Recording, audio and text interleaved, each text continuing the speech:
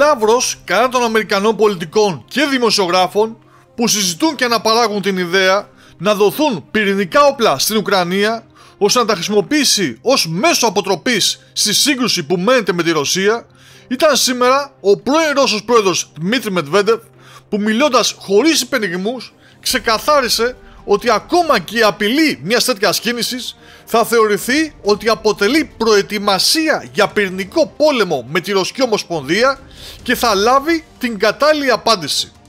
Ο Δημήτρη Μετβέντεφ προχώρησε σε αυτή τη δήλωση μέσω ανάρτησής του σε λογαριασμό του στα κοινωνικά δίκτυα, ξεκινώντας με την επισήμαση ότι η ιδέα να δώσεις πυρηνικά σε μια χώρα που βρίσκεται σε πόλεμο με τη μεγαλύτερη πυρηνική δύναμη είναι τόσο παράλογη που τον κάνει να πιστεύει ότι όσοι το σκέφτονται, ζυγίζοντας τα υπέρ και τα κατά, συμπεριλαμβανομένου του Αμερικανού Προέδρου, πάσχουν από απαρανοϊκή ψύχωση. Ας δούμε όμως την τελική άποψη που εξέφρασε ο Μετβέντεφ για το συγκεκριμένο ζήτημα. Όσο γελίες και αν είναι αυτές οι προτάσεις, εδώ είναι η άποψή μου.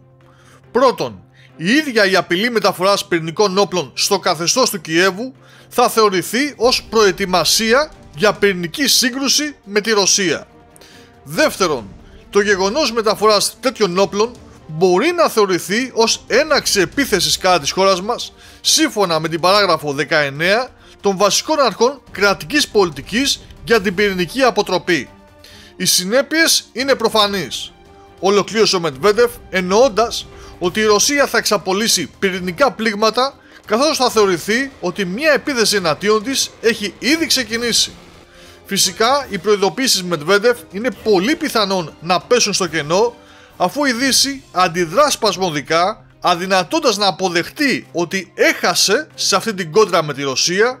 και έτσι δεν θα μας φανεί καθόλου περίεργο να δούμε να παρέχονται ακόμα και πυρηνικά όπλα στο Κίεβο.